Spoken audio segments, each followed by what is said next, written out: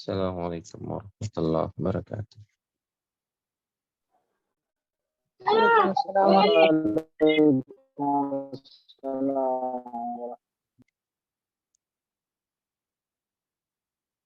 Cek, sebelum saya mulai cek sound dulu ya.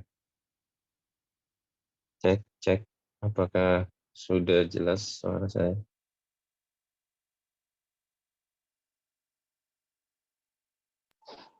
Alhamdulillah, jelas barakallahu. Kita ada berapa menit ya durasinya ke depan untuk materi ini?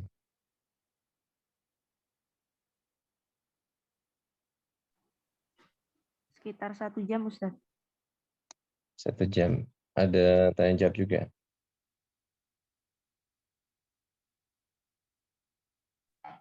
Boleh kalau mau ada. Ya, baik, kita mulai.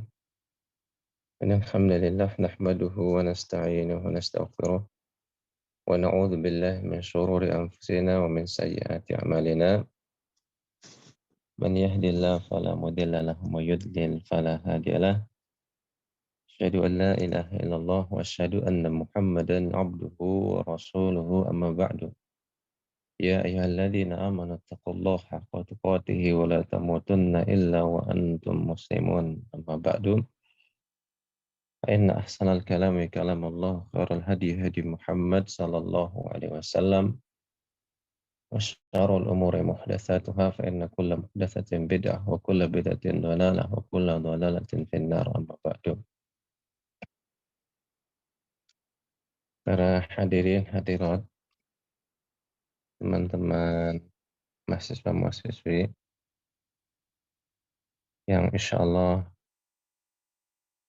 dirahmati oleh Allah Subhanahu wa Ta'ala, diberikan petunjuk dan karunia oleh Allah Subhanahu wa Ta'ala.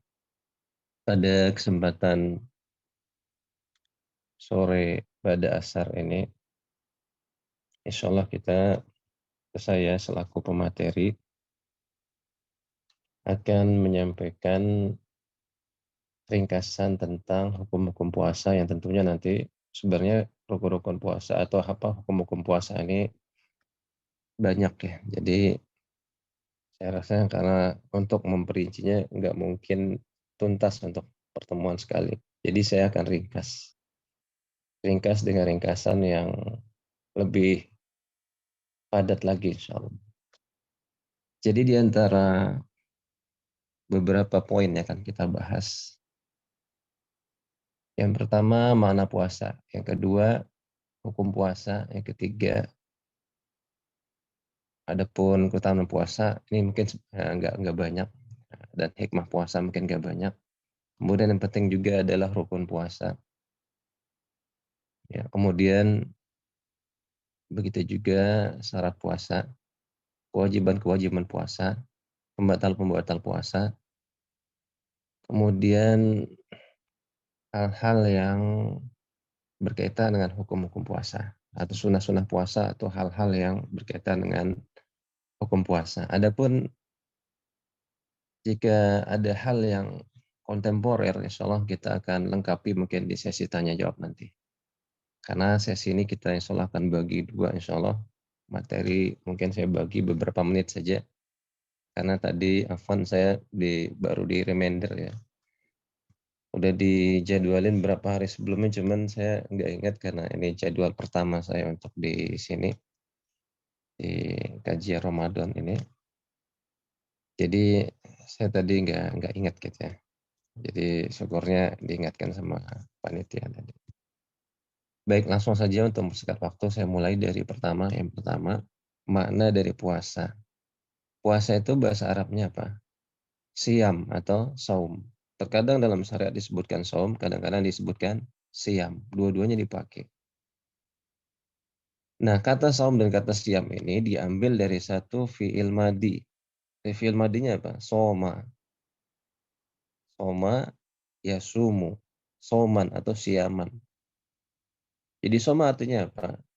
Atau siam atau som artinya apa? Artinya adalah al-imsak. Al-imsak. Al-imsak artinya apa? Menahan. Jadi puasa artinya al-imsak ya, atau menahan. Tentunya hal ini dikuatkan dalam beberapa dalil. Perkataan Maryam dalam surat Maryam, inni nazartu lirrahmani shoma falan ukallimal yawma insiya. Sesungguhnya aku bernazar kepada Ar-Rahman, pada Allah Subhanahu wa taala, sauma, untuk saum. Saum di sini artinya apa? Menahan diri. Menahan diri dari apa? Dilanjutkan dengan ayat berikutnya, falan ukallimal yawma insiya. Dan aku tidak akan berbicara dengan seorang pun pada hari ini. Jadi amalan atau ikrar dari Maryam ini itu memberikan makna, memberikan dalil yang kuat akan makna saum. Makna saum adalah limsak, menjaga atau menahan diri. Menahan diri. Ini secara bahasa. Adapun secara istilah syar'i, istilah syariat, puasa artinya ibadah, sebuah ibadah pada Allah Subhanahu wa taala dengan menahan diri dari pembatal-pembatal puasa. Ya. Mulai dari terbit fajar, tentunya sini fajar sodik, karena fajar itu ada dua, fajar sodik sama fajar kadzib. Fajar kadzib. Fajar sodik atau fajar kadzib, bedanya apa? Kalau fajar kadzib itu fajar yang belum menandakan masuknya waktu fajar. Kalau fajar sodik itu fajar yang memang sudah ada beberapa tanda-tandanya. Kita tidak bahas tentang fajar sodik di sini karena pembahasannya itu bisa satu buku ya. Jadi bisa satu buku yang sebenarnya tentang masuknya fajar sodik ini ada ciri-cirinya. Ya, ada ciri-cirinya. Kata Nabi SAW, janganlah kalian terkecoh dengan cahaya yang melintang di arah timur, di arah terbitnya matahari. Cahaya putih dibarengi dengan hitam. Jadi di atasnya hitam ada sedikit cahaya putih yang melintang. Melainkan cahaya yang ke atas ya, seperti ekor serigala yang ke atas dan sudah agak memerah. Ya, sudah agak memerah. Bukan merah banget, sudah agak memerah. Ya. Sehingga beberapa ulama terjadi perbedaan deh tentang fajar sodik. Ya. Mulainya awal fajar. Ya. Kapan yang sebenarnya itu kapan sih, atau yang afdal itu kapan sih? Gitu. Bahkan di antara ulama ada yang tasyadud, ada yang menegaskan sangat tegas bahwasanya inilah fajar itu.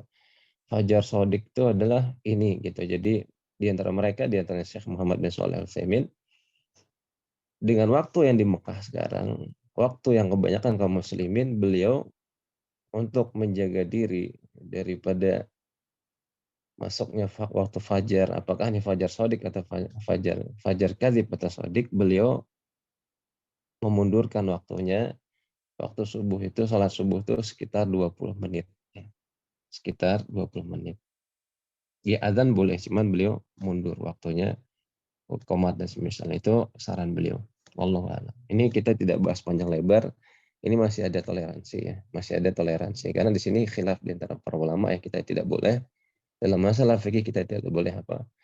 Enggak boleh bersikukuh ya, tidak boleh berantem, nama-nama ininya itu berantem. Tidak boleh saling debat dalam masalah fikih ya. Mana yang paling kuat itu diambil ya.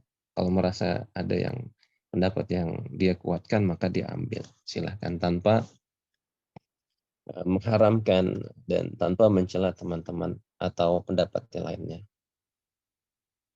Mulai dari terbit fajar, fajar sodik hingga terbenamnya matahari. Kemudian hukumnya sudah jelas ya. Hukumnya sudah jelas, puasa adalah rukun Islam yang keberapa? Rukun Islam yang keempat atau lima. Rukun Islam yang keempat. Bahkan sebagian ulama dalam hadis, sebuah lafaz hadis, ya,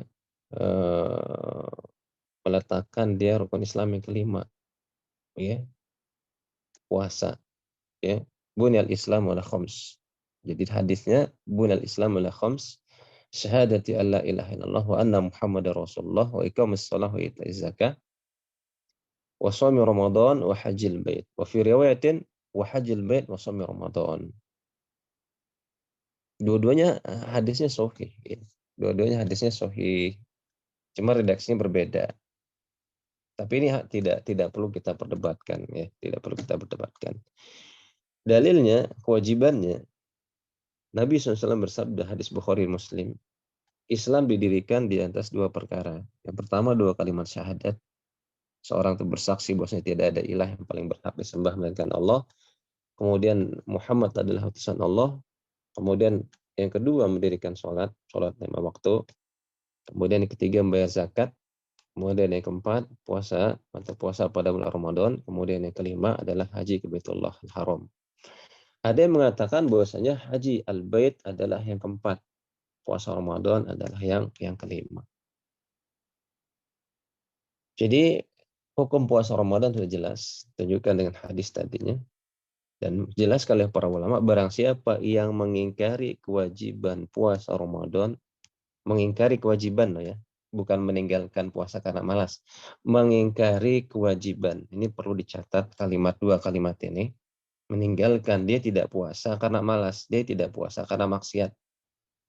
Yang kedua, dia meninggalkan puasa karena dia menghalalkan bolehnya meninggalkan puasa. Dia menghalalkan hukumnya boleh meninggalkan puasa. Hukumnya halal yang meninggalkan puasa Ramadan tanpa ada uzur. Maka yang pertama dia dosa tapi dia masih Islam. Yang kedua dia menghalalkan boleh meninggalkan atau boleh bermaksiat, boleh meninggalkan kewajiban berpuasa. Orang yang menghalalkan bolehnya orang yang menghalalkan bolehnya meninggalkan kewajiban puasa, maka dia keluar dari Islam. Karena kenapa? Karena ini adalah termasuk rukun Islam. 5 pondasi rukun Islam. Kemudian kita beralih. Jadi kita singkat satu aja dalilnya. Sebenarnya banyak dalilnya. Dari ayat ya. Sebagaimana yang bacakan khotib, imam, anak muda juga, anak-anak kecil juga bisa baca. Sering sekali dibacakan di mimbar-mimbar. Kemudian di flyer-flyer, di media-media banyak sekali ya. Ya ayyuhalladzina amanu kutiba alaikumussyam kama kutiba alal ladzina min qablikum la'allakum tattaqun. Insyaallah semua kita sudah paham dalilnya. Jadi sepakat semuanya bahwasanya puasa Ramadan hukumnya wajib. Ini menunjukkan bahwasanya apa faedahnya supaya kita jangan sembarangan meninggalkan dan mungkin bermalas-malas. Sebagian orang ada yang bermalas-malas ya, dalam mengerjakan ibadah puasa. Ya mungkin karena akidahnya karena keislamannya kurang, akidahnya kurang, kan Islam dan semisalnya. Atau dia tinggal di sebuah tempat yang di situ banyak orang-orang yang tidak berpuasa, terpengaruh dengan kondisi atau keadaan. Kemudian kita beralih kepada poin berikutnya. Keutamaan puasa dan hikmah puasa. Sebenarnya banyak sekali keutamaan puasa dan hikmah puasa. Yang dimana keutamaan dan hikmah puasa ini kita jelaskan agar kenapa? Ini sebuah kaidah. Kalau kita ingin melakukan sebuah ibadah dan kita ingin tekun dan semangat dalam sebuah ibadah tersebut, apa syaratnya? Bagaimana caranya? Bacalah hadis-hadis, bacalah dalil-dalil, ya. Bacalah dalil-dalil, bacalah hadis-hadis, bacalah ayat yang berkaitan dengan fadailul amal tersebut. Fadilah amalan ibadah tersebut. Misalnya puasanya.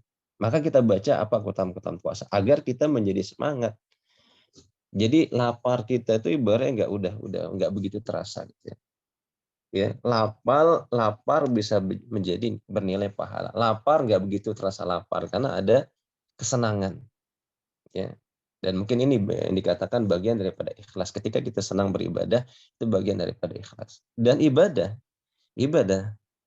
ya, Allah Subhanahu wa taala tidak berdiam diri dan Nabi SAW tidak berdiam diri, melainkan pasti seorang hamba itu akan diberikan iming-iming keutamaan dan iming-iming surga oleh Allah Subhanahu wa taala.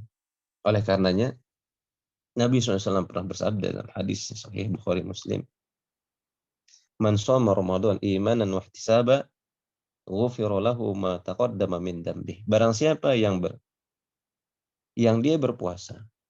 Barang siapa yang dia berpuasa, imanan, didasari iman. Imannya kuat. Wahtisaba. Ihtisaba apa? Ihtisaba itu adalah niat untuk mencari pahala. Berharap untuk mendapatkan surganya Allah Subhanahu wa taala, pahala dari Allah Subhanahu wa taala.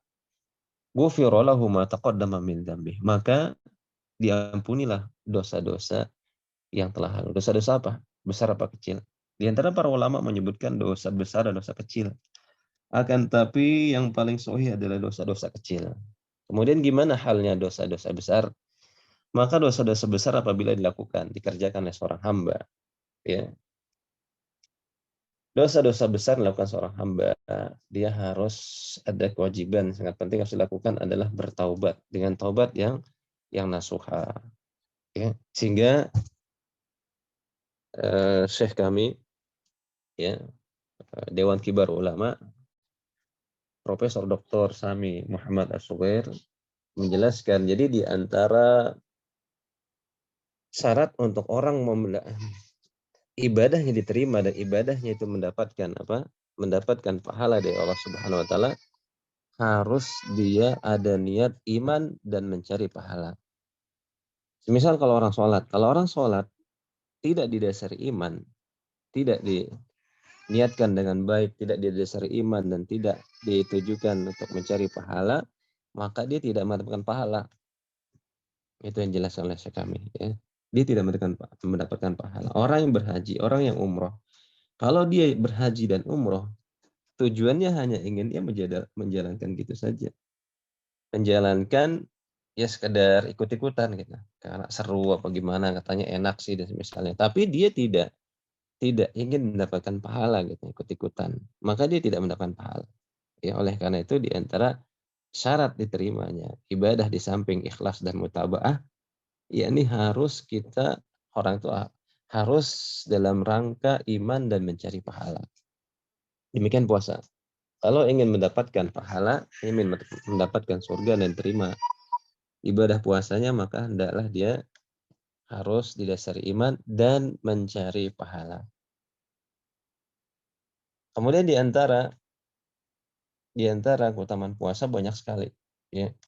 Puasa di antaranya bahwasanya puasa ini adalah ibadah yang khusus Allah Subhanahu wa taala akan membalasnya. Dalam hadis yang diriwayatkan Bukhari dan Muslim, Allah Subhanahu wa taala berfirman, ini hadis apa? Ini namanya hadis qudsi.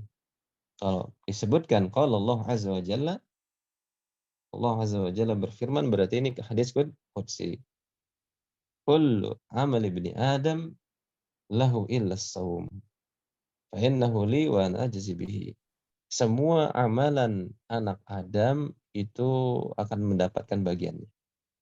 Ya, akan mendapatkan bagiannya. Illa as-shaum. Itu bagi dirinya sendiri, ya. Semua amalan anak Adam itu untuk dirinya. Kecuali puasa. Kecuali puasa, fa innahu li wa an ajzi bihi. Karena puasa ini khusus untukku, ya, dan aku akan membalas. Ini menunjukkan bahwa puasa ini termasuk ibadah yang sangat istimewa, khusus, dan Allah Subhanahu wa taala akan memberikan hadiah spesial bagi orang-orang yang benar-benar menjaga puasanya sih dan paham tentang fikih-fikih puasa. Kemudian di antara hikmah puasanya banyak sekali, ya, sebagai ajang kita itu meningkatkan iman dan takwa kita kepada Allah Subhanahu wa taala. Di samping kita juga melatih kesabaran, kita melatih diri kita dari makan dan minum, membersihkan dosa-dosa kita. Kemudian kita melatih diri kita agar kita bisa merasakan sedikit daripada penderitaannya orang-orang miskin, sehingga dari situ muncullah aplikasi apa yang kita buktikan dari wujud tersebut, yakni kita berusaha membantu atau berbagi, karena Islam adalah agama yang peduli, ya, agama yang peduli, agama kasih sayang, rahmatan lil alamin, dan agama yang itu saling bantu-membantu di antara sesama. Bahkan kepada seekor kambing pun apabila kita berkasih sayang, maka Allah Subhanahu wa taala akan memberikan kita kasih sayang. Jadi Islam agama yang sangat peduli terhadap sesama, bahkan terhadap hewan. Kemudian apa yang menjadi syarat-syarat puasa? Syarat-syarat puasa yang sudah kita pelajari bersama, ini sekedar mengulas saja. Saya yakin ya teman-teman sekalian ini, ikhwan akhwat, insya Allah udah pada bisa. Saya ulang lagi, saya ulas supaya menyegarkan lagi. Karena dengan menyegarkan lagi, diulas lagi, insya Allah kita lebih kuat, kadang-kadang lebih meyakinkan kita juga, memantapkan juga. Di antara syarat-syarat puasa, ini ada syarat, ada rukun. Di antara syarat-syarat puasa itu muslim, balik, kemudian berakal, mukim, ya. Dan dia kalau perempuan bersih daripada hal-hal yang akan menjadikan batal puasanya, misalnya haid dan nifas. Maka di sini muslim, adapun orang kafir, maka apabila dia puasa tidak diterima puasanya. Demikian juga anak-anak kecil apabila dia puasa belumlah dikatakan dia menjadi kewajiban, akan tapi apabila dia puasa boleh-boleh saja untuk melatih dirinya. Kemudian orang yang berpuasa juga harus dia berakal. Kemudian mukim. Maka keluar dari mukim, kalau orang musafir, maka tidak wajib bagi yang berpuasa. Sebagaimana sabda Rasulullah SAW, "Laisa minal birri as-shaumu fis safar." Bukanlah termasuk kebaikan puasa bagi orang yang safar. Jadi hendaklah kalau orang yang safar, ya boleh bagi dia berbuka, tidak puasa. Cuman gini, jangan sampai ketika kita mendengarkan pengajian, berarti boleh dong di pesawat, di bis, kemudian di angkutan umum, kemudian di kereta dan semisalnya, boleh dong. Kata Ustadz, kita kan safar nih, safar, naik bis, naik kereta, siang-siang, panas, apalagi AC-nya macet. Kemudian pergi misalnya safar dari Jakarta ke misalnya ke Surabaya, misalkan jauh. Udah naik bis, bisnya tadinya ada AC-nya, sejam berikutnya mati AC-nya, qadarullah mati AC-nya. Kan mungkin bisa terjadi. Kemudian dia kehausan. Benar kata Ustadz nih, bukan termasuk kebaikan puasa ketika safar. Ya udah buka aja deh gitu. Buka, jangan mentang-mentang boleh dia buka di depan teman-temannya. Jangan berbuka di depan teman-temannya. Jangan berbuka di hadapan khalayak ramai, di hadapan penumpang lainnya, jangan. Ini memberikan kita pelajaran bahwasanya saddan lil dzari'ah. Ada kaidah saddan lil dzari'ah, menjaga pintu fitnah, menutup pintu-pintu fitnah. Walaupun boleh ya misalnya bagi seorang perempuan misalnya, orang perempuan yang haid ketika safar dia lapar. Ya silahkan makan, cuman jangan di depan orang banyak, apalagi ada di depannya ada ustadz, ada orang pakai jilbab, pakai cadar, misalnya mentang-mentang boleh, jangan sembarangan nih, saya boleh nih saya haid. Jangan demikian. Jadi kalau dia mau makan ya cari tempat yang agak sepi gitu ya. Kemudian makan yang enggak terlalu berat gitu. Jadi makan yang mungkin sekiranya orang tidak melihat dia gitu. Wallahu a'lam. Baik. Kemudian yang berikutnya tentang rukun. Jadi rukun puasa ini ya, rukun puasa adalah apa? Al-imsak, menjaga diri. Rukun puasa adalah menjaga diri dari pembatal-pembatal puasa. Kemudian kita sekarang membahas pembatal puasa. Pembatal puasa itu ada pembatal puasa yang sudah disepakati oleh para ulama, ada yang masih dijadikan pembatal-pembatal yang itu adalah diperselisihkan, masih ada khilaf di antara para ulama. Di antara pembatal puasa yang sudah disepakati oleh para ulama, pertama dan kedua makanan minum. Yang ketiga, muntah dengan sengaja. Kemudian yang keempat, berjimanya suami istri di siang hari. Loh kok di siang hari? Sebagian buku ada yang menulis siang hari. Jadi bagi orang-orang yang awam, orang-orang yang baru mempelajari Islam, jangan langsung mengartikan siang hari saja. Artinya pagi boleh, kemudian sore boleh. Bukan. Ini artinya apa? Kalimat perwakilan. Kalimat perwakilan dan kebiasaan yang sering digunakan. Cuman kalau untuk supaya tidak membingungkan mu'allaf, orang-orang baru hijrah dan semisalnya atau orang awam, hendaklah terjemahan itu jangan diterjemahkan siang hari. Ya, pembatal puasa, jima bagi suami istri, ya, di apa namanya, di hari-hari atau di jam-jam yang di situ dia berpuasa. Mungkin itu lebih terjaga daripada dia mengatakan di siang hari. Memang sih kalau terjemahan, kalau bahasa Arabnya di bahasa kitabnya letter lucknya memang siang sih, fin nahar gitu kan. Itu kan mereka paham gitu. Para ulama udah paham fin nahar, nahar Ramadan, di siang hari Ramadan. Artinya itu perkataan yang aglabiyah yang sudah menjadi adat kebiasaan mereka kalau disebutkan siang berarti mencakup pagi dan sore. Sebagaimana kayak kita di Indonesia kalau ngomong kan sama teman safar naik mobil dia belum sholat, kemudian dia musyawarah, dia bincang-bincang sama temannya, musyawarah rembukan, kita belum sholat nih, kita sholat di mana? Ntar aja deh di jalan gitu. Maksudnya ya gimana? Bukan di tengah jalan, ntar ditabrak. Bukan, artinya di jalan tuh ketika perjalanan di masjid yang di situ di pinggir jalan maksudnya. Itu sebenarnya kalimat-kalimat yang sudah ma'ruf yang tidak perlu dibahas. Ya. Kemudian di antara rukun-rukun puasa, sebenarnya saya ingin membahas ada persamaan antara rukun dengan syarat. Saya ulas sedikit antara rukun dengan syarat, apa bedanya? Apa persamaan rukun dan syarat?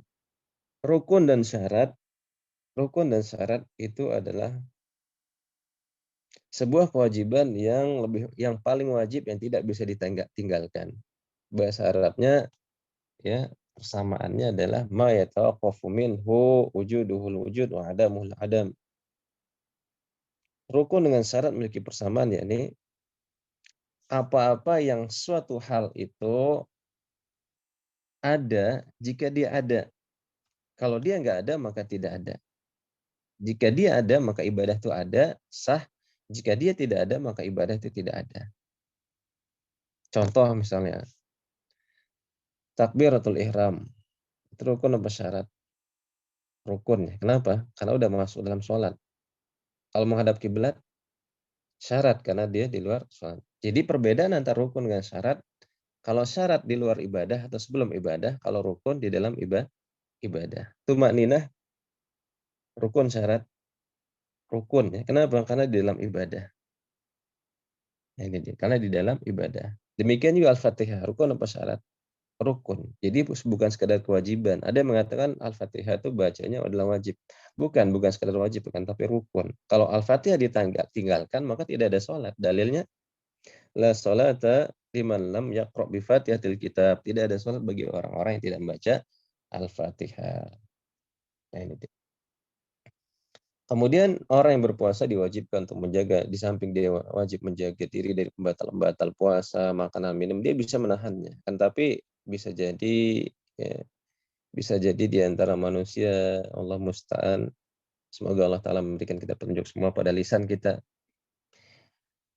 Ya, mulutnya puasa, perutnya puasa dari makanan minum, akan tapi mungkin bisa jadi lisannya tidak puasa. Kemudian matanya tidak puasa, pendengarannya, telinganya tidak puasa, tangannya tidak puasa, kemaluannya tidak puasa, kakinya tidak puasa. Tidak menahan diri dari tidak puasa dan tidak menahan diri daripada dosa, kezoliman dan lain-lain. Sehingga di antara kewajiban orang yang berpuasa adalah dia menjaga diri dari perkara-perkara yang dosa, perkara-perkara yang dosa, menuju pada dosa. Kemudian di antara kewajiban sunnah banyak sekali yang disunahkan seorang itu menyegerakan berbuka, membaca doa, jadi memperbanyak doa. Doa ini umum, ada doa umum bagi orang yang berpuasa ketika dia berpuasa. Boleh sebelum berbuka boleh. Berdoa misalnya, ya Allah terimalah puasaku, ya Allah terimalah salatku, ya Allah terimalah bacaan Qur'anku, ya Allah berikanlah aku ilmu agar aku bisa ini berjalan di muka bumi ini ya dalam keadaan mendapatkan hidayah, engkau ridhoi dan engkau berikan kami petunjuk ya. Udah linnas wa bayyinatin minal huda wal furqan, dan bisa membedakan mana yang hak dan mana yang batil. Ya. Kemudian di antara sunnahnya orang berpuasa maka menyegerakan berbuka. Ketika sudah azan jangan tunggu sampai malam, langsung berbuka. Apa yang dilakukan? Baca bismillah dulu. Kalau sudah terbenam matahari, bismillah, kemudian makan kurma dulu sunnahnya. Makan kurma haruskah ganjil? 3, enggak. Enggak harus ganjil. Tapi boleh ganjil ya. Boleh 3 misalnya. Apakah harus 3? Di antara orang kan ada, aduh kalau kurma sama air aja nih kayaknya pas sholatnya enggak khusyuk nih. Ya. Bisa enggak khusyuk nih. Udah terbayang tuh makanan-makanan tuh belum dimakan. Ternyata udah hikomat duluan. Maka apa yang dilakukan dia? Ternyata dia masih krok-krok bunyi perutnya, kelaparan. Maka boleh dia berbuka dengan 5 kurma, 7 kurma, 8 kurma, 10 kurma, atau kalau kurang ya udah 25, ya 40, 50 kurma sampai dia kenyang. Boleh. Ya, nah ini dia. Kemudian ketika dia makan kurma misalnya 1, 2, 3 makan kurma, bismillah dia makan kurma, kemudian minum air. Setelah minum air, membaca doa, apa saja boleh ya. Doa supaya diterima ya puasanya, atau doa yang ini doa ini ada yang mendoifkan hadis ini, ada yang mensahihkan. Dzahabal dhama wa batallatil uruqu wa thabatal ajru insyaallah. Ya, telah hilang dahaga atau haus, telah kering, telah basah tenggorokan, wa thabatal ajru insyaallah, dan semoga pahala tetap ya diberikan pahala oleh Allah Subhanahu wa taala insyaallah. Kemudian disunahkan tarawih, tarawih hukumnya sunnah bukan wajib. Kemudian demikian juga orang-orang perempuan, itu ya tidak ditekankan bagi mereka ya tarawih di masjid, tidak ya. Tidak ditekankan bagi perempuan tarawih di masjid ya. Kadang subuhnya kan sepi. Seharusnya subuh itu agak rame. Perempuan juga boleh sholat subuh di masjid. Kan tapi ini sholat sunnah kok rame gitu ya. Mendingan subuh yang rame gitu deh oleh orang-orang perempuan ngeramein subuh, daripada ngeramein subuh sama anak-anaknya, kan terlihat syariatnya. Daripada tarawihnya rame, udah sama perempuan, seharusnya yang rame itu tarawihnya itu laki-laki. Tapi nggak apa-apa kalau seandainya perempuan juga mau tarawih, dengar imam bacaannya bagus, dia lebih mungkin mengambil faidah daripada itu, silahkan. Ya, silahkan. Kemudian banyak lagi di antara sunnah-sunnah yang lain, membaca Al-Quran, menghatamkan Al-Quran, kemudian bersedekah, zikir, doa, dan berbanyak doa, dan lain-lainnya banyak sekali juga mengakhirkan sahur, dan usahakan makan sahur. Karena sahur itu adalah berkah. Sahur itu saya bahasakan, saya buat bahasanya, wallahu alam, saya bahasakan dengan bahasa yang mudah. Sahur itu adalah sarapan pagi yang didahulukan setengah jam atau 1 jam. Ya, sehingga barang siapa yang makan sahur insya Allah lebih tahan. Terlebih dia makan sahur setelah itu di akhir-akhir ya, di akhir-akhir sebelum fajar ya, sudah makan nasi, kemudian dia kalau bisa tutup dengan makan kurma. Itu insya Allah lebih lebih tahan. Makan kurma, minum susu ya. Itu insya Allah lebih ketahanan tubuhnya lebih bagus. Lebih bagus ya. Itu dulu yang saya bisa sampaikan ya, kesempatan yang ringkas ini. Kalau ada pertanyaan boleh ditanyakan. Wallahu a'lam bishawab.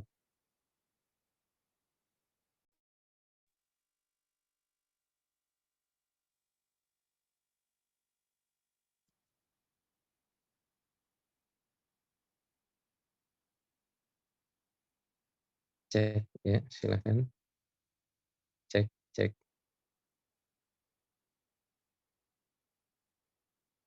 cek, cek. Kalau suara saya kedengaran? Kedengaran Ustadz. Oh ya, silakan yang ingin bertanya seputar fikih-fikih puasa, silakan. Anak yang bertanya Ustadz, Iya. tapi tidak berkaitan dengan fikihnya, berkaitan dengan bahasanya. Kenapa Ramadan itu ditasmiah dengan Ramadan gitu ya Ustadz? Iya, itu sebenarnya udah sering dibahas ya di beberapa pembahasan. Jadi Ramadan itu kan romat ya, romat yang menunjukkan bahasanya ketika bulan Ramadan itu mulai awal mulanya musim panas. Jadi kalau di sini nggak begitu terasa ya. Nah, itu di Saudi terasa banget. Jadi bagi orang yang pernah di Saudi terasa banget kalau udah bulan Ramadan biasanya udah mulai panas. Panasnya itu di awal-awal. Itu romat awal panas sudah mulai ya. Awal panas itu udah mulai. Yang biasanya di Saudi itu suhunya 32, 35. Maka ketika Ramadan itu bisa mencapai 37, 39, 40-an ya, 45. Maka petani-petani itu kan menjadi senang deh, bahagia, karena kalau sudah mulai musim panas Ramadan itu bisa mematangkan kurma mereka. Itu penamaan Ramadan ya, penamaan Ramadan. Ada yang mengatakan bahwa Ramadan itu adalah penghapus ya, penghapus daripada dosa-dosa, pengikis daripada dosa-dosa. Wallahu a'lam bishawab ya, pembahasannya Ini khusus di bab-bab apa namanya buku-buku bahasa, Lisanul Arab dan semisal.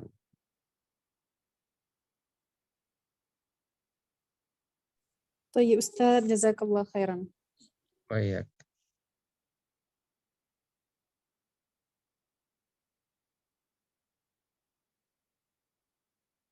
Boleh yang lain silakan. Ini ada yang ini ya, yang chatting. Oh iya. Ini udah dipersilahkan ya di unmute. Afwan Ustaz, Ana mau tanya. Iya, silakan. Gini ya Ustaz, kan hal-hal yang membatalkan puasa itu tadi menahan dari hal-hal yang mungkar, nah Ustaz. Ya, kewajiban juga. Nah, terus kan ada pekerjaan sopir gitu kan Ustaz. Kadang banyak hal yang membuat seseorang bisa batal puasa ketika melakukan pekerjaan itu, Ustaz. Yeah. Misalnya di jalan ada orang yang buat dia marah. Mungkin dia qadarullah tidak bisa menahan amarahnya dan dia mengeluarkan kata-kata kasar dan mungkin tangannya ikut maju juga. Apakah hal itu membatalkan puasa, Ustaz? Yang batal itu adalah pahalanya. Yang batal pahalanya. Puasanya nggak batal.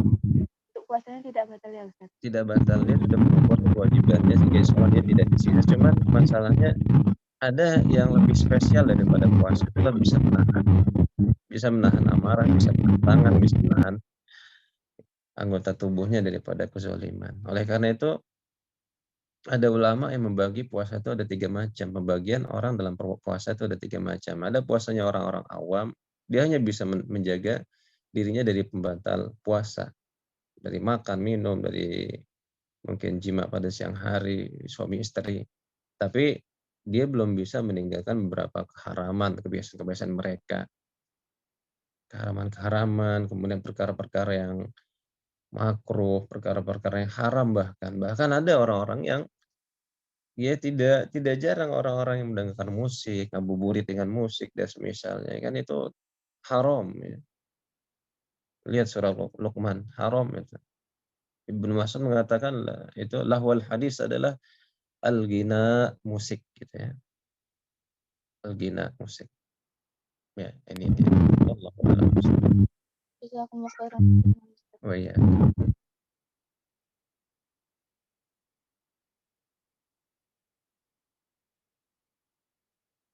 Ya, yang lain silakan.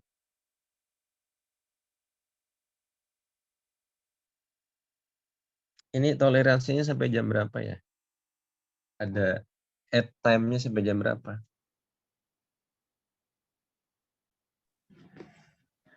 Mungkin boleh sampai lewat 15 ya Ustadz ya? Oh ya udah, ya dikumpulin aja pertanyaannya, bisa ditanyakan sini.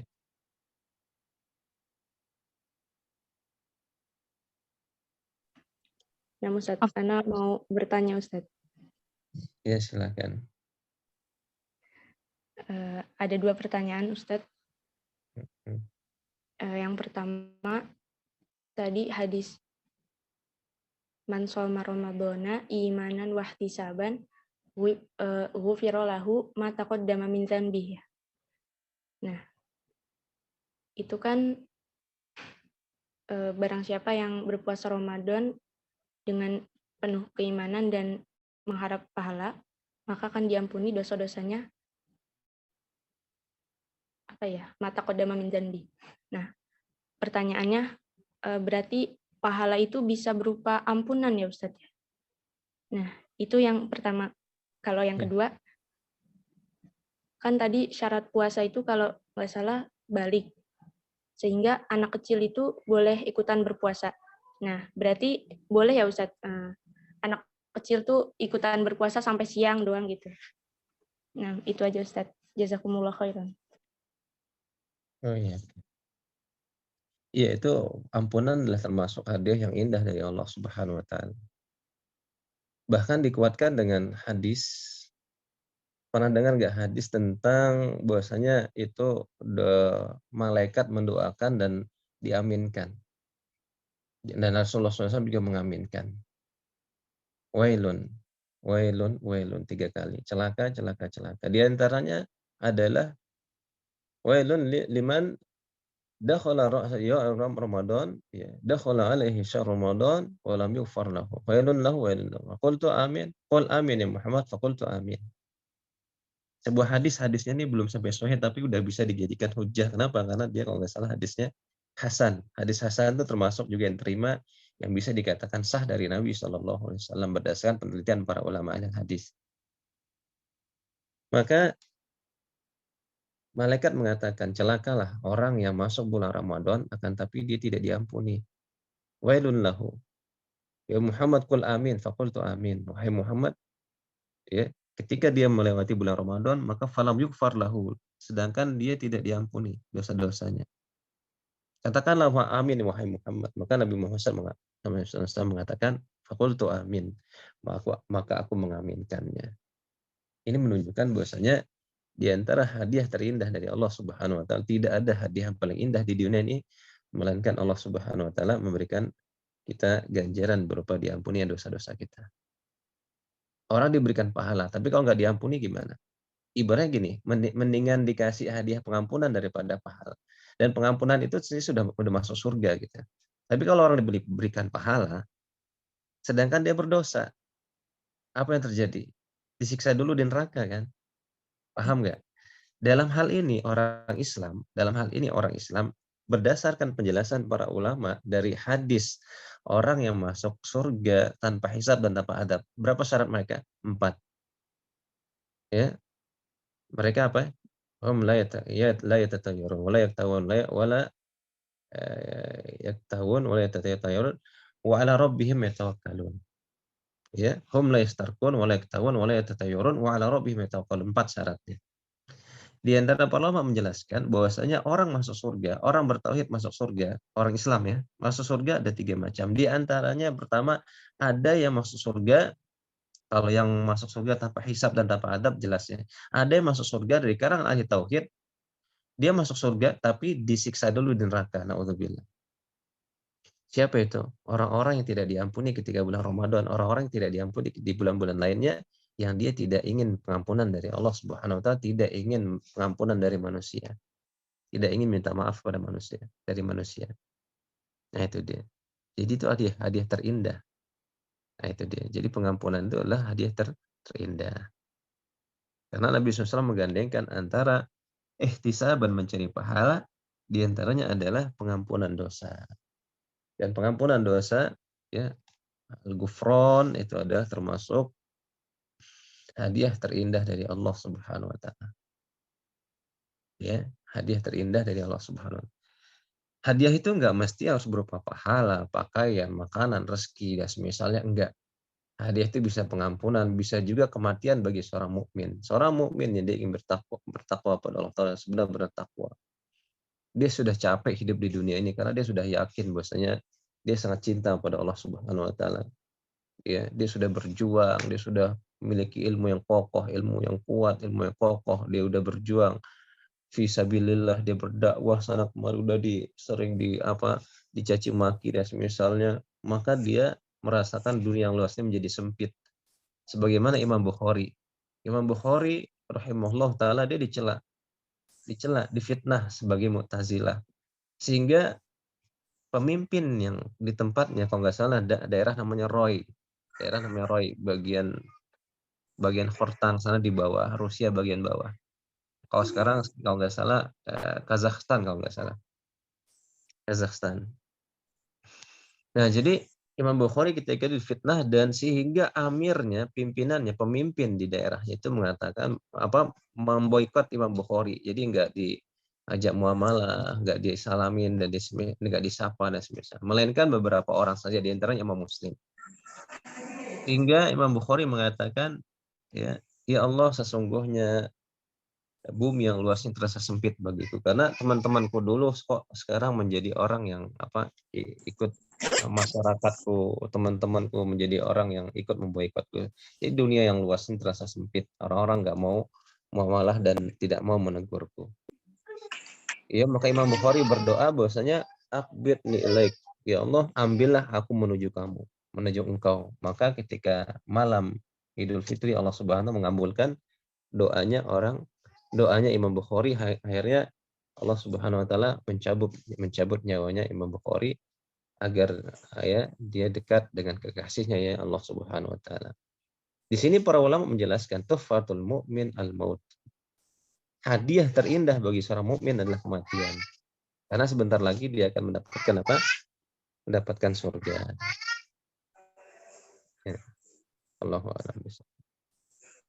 Baik, yang lainnya.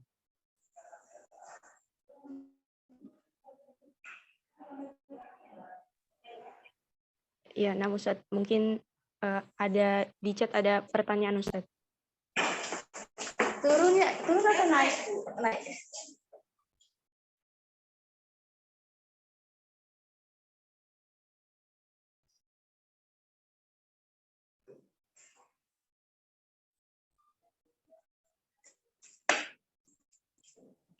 Ya, silakan yang punya pertanyaan lain.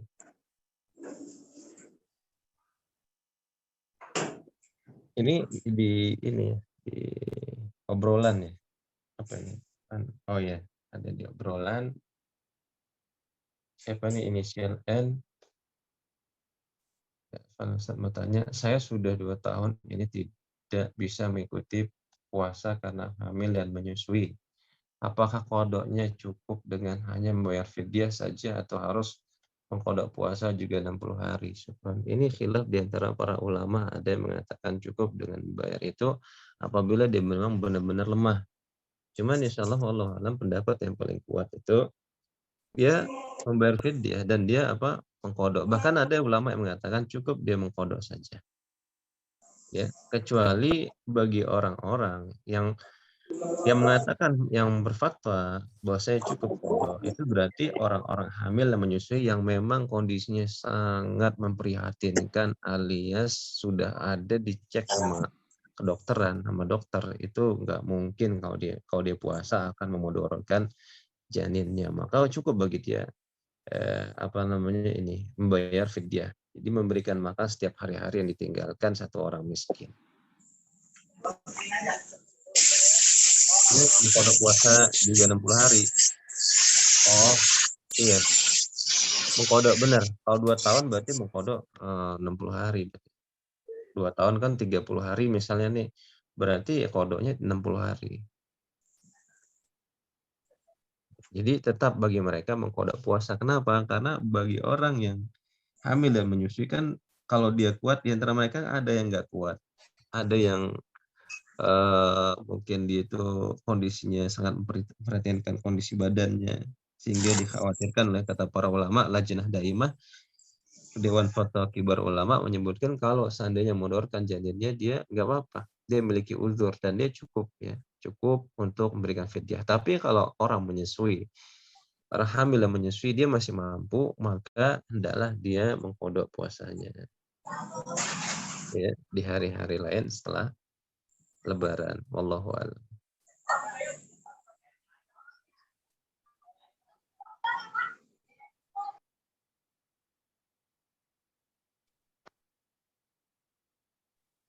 Nah, jazakumullah khairan Ustadz. Mungkin sampai sini dulu.